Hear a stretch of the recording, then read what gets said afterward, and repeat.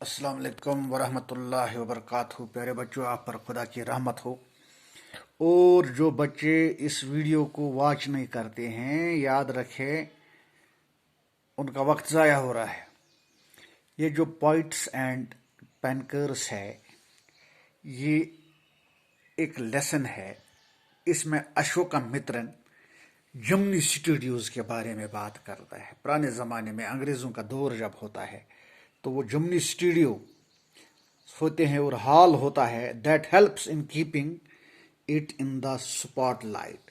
तो अशोकमित्रन 1931 में एक तमिल राइटर होता है।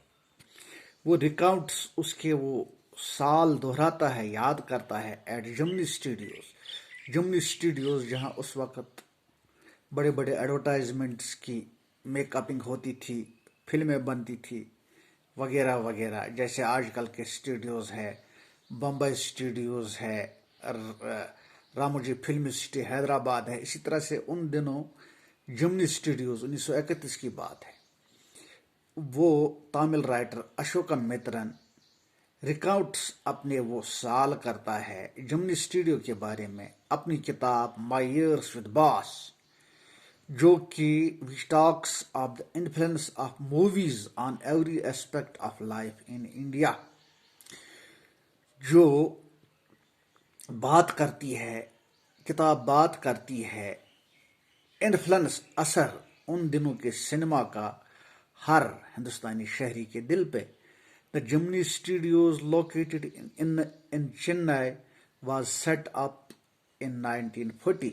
जो जमनी स्टूडियोज था वो उन दिनों चेन्नई में, जो उस दौर का मद्रास था, आज का चेन्नई है, 1940 में उसकी बुनियाद रखी गई।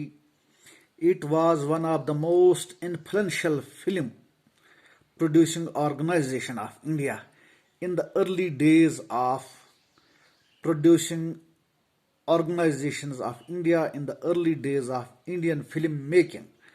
तो ये मोस्ट इन्फ्लुएंशियल, बहुत बड़ा बाअसर फिल्म ऑर्गेनाइजेशन थी जहाँ पर फिल्में बनती थी हिंदुस्तान की उन दिनों जब इंडियन फिल्म मेकिंग इंडस्ट्री शुरू हुई। It's founder was S Vasan. तो इसका जो मैमार था, जिसने इसकी बुनियाद डाली, वो एस वासन था। तो द ड्यूटी ऑफ अशोकमित्रन इन जमनी studio was to cut out newspaper clippings on a wide variety of subjects and store them in files।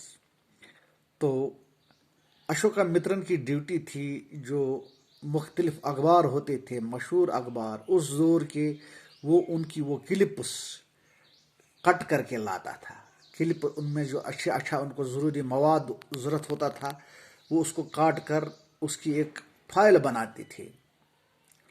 Many of these had to be written out by hand.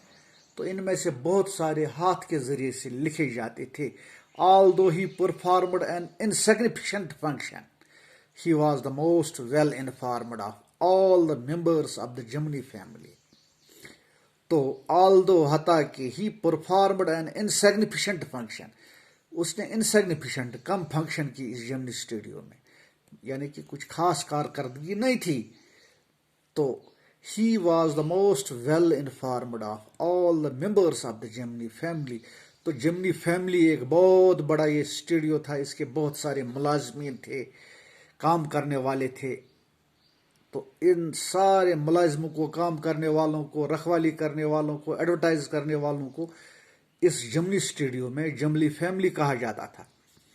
The following is an accept from his book my years with boss. तो ये जो इस किताब में आपको ये सबक दिया हुआ है, लेसन दिया हुआ है, ये उसी किताब से एक एक्सट्रैक्ट लिया गया है। किस किताब से? माई ईयर्स विद बॉस, बॉस के साथ मेरे साल। तो प्यारे बच्चों, ये अल्फाज जो आते हैं, notes these words and expressions in the text, infer there meaning from the context. तो यहाँ पर अगर मैं आपको इसका माने बताऊं तो वो कुछ डिफरेंट सा आएगा। तो जो किताब में इसका माने निकलेगा वो with the presence of time and the situation of the passage ان کا معنی وہاں پہ لیا جائے گا. مثال کے طور پہ میں آپ کو بلیو اوور کہوں گا. بلیو اوور کا مطلب ہے یہاں پہ فیڈ اوے، بلیو اوور فنش ہو جانا. کیپچرڈ انٹو یعنی کہ ٹیک انٹو کیپچر، کیپچرڈ انٹو کسی کو اپنی تحویل میں لینا. پلیڈ انٹو دا ہینڈس کوئی کسی کے ہاتھوں میں کھیلتا ہے. ہارڈ بیل رنگنگ یعنی کہ آپ کا باس بیل بجاتا ہے تو کسی چپراسی کو کوئی وارننگ ملتی ہے تو اس کا دل بیٹھ جاتا ہے. ہرڈ بیل رنگنگ گھنٹی کی آواز سننا. واز سٹک ڈم یعنی کہ واز سٹک ڈم کا مطلب ہے کوئی بات سن لیتا ہے کوئی تو وہ سٹک ڈم ہو جاتا ہے. کیا ہو جاتا ہے؟ اس کا دل بیٹھ جاتا ہے کہ یہ کام نہیں ہونا چاہیے تھا. تو اس کے بعد کیا آتا ہے؟ A coat of mail, a coat of mail, coat of mail ہو گیا. Jacket covered with or composed of metal rings or laces. تو the favourite haunt, the favourite haunt ہو گیا وہ جگہ جہاں پر آپ ایک بار جاتے ہو پھر بار بار جاتے ہو، بار بار جاتے ہو. جیسے ہمارے لیے پہلگام ہے، that is a favourite haunt, وہ فیوریٹ جگہ ہے جو ہمیں کھینچ لیتی ہے ہر سال. میرے لیے تو بنگس ہے. اس طرح سے فیوریٹ ہانٹ کا نام یہی ہے. تو اس کے بعد یہ لیسن ہے. Pancake was the brand name of the makeup material that Gemini Studios bought in truck loads. Pancake جو تھا وہ برانڈ نیم تھا کس کا؟ جمنی اسٹوڈیو کی. اس ٹرک کا جو مٹیریل وہاں سے لاتی تھی جمنی اسٹوڈیوز میں، ٹرکس میں لوڈ کر کے جو مٹیریل لایا جاتا تھا اس کا برانڈ نیم کیا تھا؟ Pain cake. برانڈ نیم ہوتا ہے جیسے آپ کے پاس کوئی لیوائس کی پینٹ ہے، لیوائس لکھا ہوگا آپ پر. بینگ ہیومن جیسے سلمان خان کا وہ بینگ نیم ہے اس کی، اس آرگنائزیشن کا. تو کسی این جی او کا کوئی برانڈ نیم ہوتا ہے. یہاں پر پین کیک ہوتا ہے برانڈ نیم کس کا؟ اس جمنی اسٹوڈیوز کا، جس میں ٹرکوں کے ذریعے سے مال لادا جاتا تھا. Greta Garbo must have used it. جو گیٹا گاربو تھا اس نے اس کو یوز کیا ہوگا. مس گوہر مسٹ ہیو یوزڈ اٹ. مس گوہر نے بھی اس کو استعمال کیا ہوگا. مس گوہر نے بھی اس کو استعمال کیا ہوگا. تو اس کے بعد میں آپ کو پین کیکس کے بارے میں تھوڑا سا کہتا ہوں. یہ جان لینا آپ کو بہت ضروری ہے کیونکہ جب تک آپ یہ نہیں جان جاؤ گے تو تب تک آپ کچھ نہیں جان جاؤ گے. تو پیارے بچوں، یہ جو پین کیکس کی سٹوری ہے یہاں پہ یہ کچھ مختلف ہوتی جاتی ہے. مثال کے طور پر اس لیسن میں آپ کو جو اشوکا مترن ہے وہ جمنی اسٹوڈیوز کے بارے میں بات کرتا ہے. کیا کرتا ہے؟ جمنی اسٹوڈیوز کے بارے میں. It all helps in keeping it in spotlight. اور تمام ان لوگوں کی جو اس جمنی اسٹوڈیو کو اسپاٹ لائٹ میں رکھتے ہیں. He starts by making a mention about pancakes. The famous makeup brand with Gemini studios ordered in truck loads. Truck loads میں کیا لایا جاتا تھا؟ Famous makeup brand. جو ہیرو کپڑے لگاتے ہیں، مونچھ لگاتے ہیں، جو کاسٹیوم ان کا ہوتا ہے، جوکروں کا، اداکاروں کا وغیرہ کا ٹینٹس وہاں پہ ہوتے ہیں. وہاں پہ وہ گھر نقلی بنائے جاتے ہیں تو ان ٹرکوں میں اس کو لوڈ کیا جاتا تھا. He starts by making a mention about pancakes makeup brand which Gemini studio ordered in truck loads. تو پھر وہ بات کرتا ہے about the plight of actors and actresses who have to bear too many lights on their face while getting ready in the makeup room. تو make up کے دوران actresses اور ایکٹرز کے ساتھ کیا جاتا ہے، کس قسم کا رنگ ان کے چہرے پہ لگایا جاتا ہے ان کی جریاں مٹانے کے لیے، انہیں جوان دکھانے کے لیے. وہ ایک قسم کی پلائٹ ہوتی ہے، بے عزتی ہوتی ہے. تو اسی طرح سے آپ اس لیسن میں یہ پڑھو گے. تو the make up department of Gemini Studios was in the upstairs of a building that was believed to have been Robert Cleve's stables. A dozen of other buildings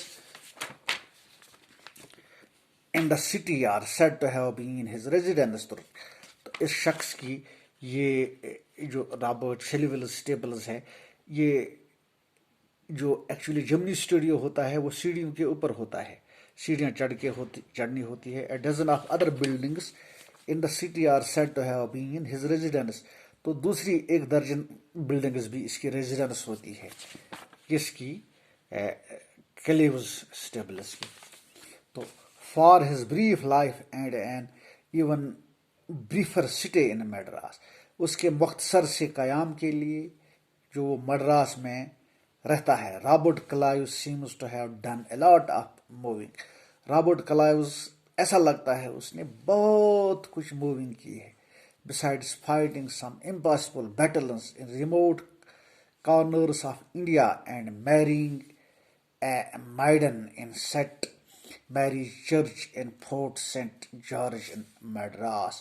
تو اس کے بعد Robert Clive seems to have done a lot of moving, وہ بہت کچھ کرتا ہے. besides fighting some impossible battles، کچھ ناممکن لڑائیاں وہ بھی لڑتا ہے ریموٹ دور دراز ہندوستان کے ان علاقوں میں، اور ایک مائڈن کنواری نن کے ساتھ شادی کر لیتا ہے میریز چرچ میں ان فورٹ سینٹ جارج ان Madras. Fort Saint George Madras میں کرتا ہے. تو پیارے بچوں کیا ہوتا ہے میں آپ کو اس کے بارے میں مختصر سا بتاؤں گا.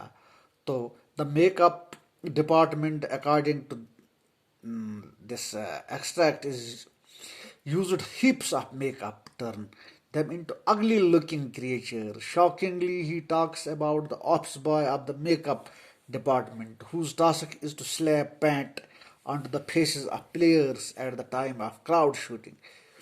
تو اسی طرح سے اس لیسن میں کیا ہوتا ہے، ان اداکاروں پہ کس طرح ان پہ رنگ پھینکا جاتا ہے، پانی برسایا جاتا ہے، یعنی کہ ایک طرح کی بےزتی ہوتی ہے، پھر وہ فلم بنتی ہے.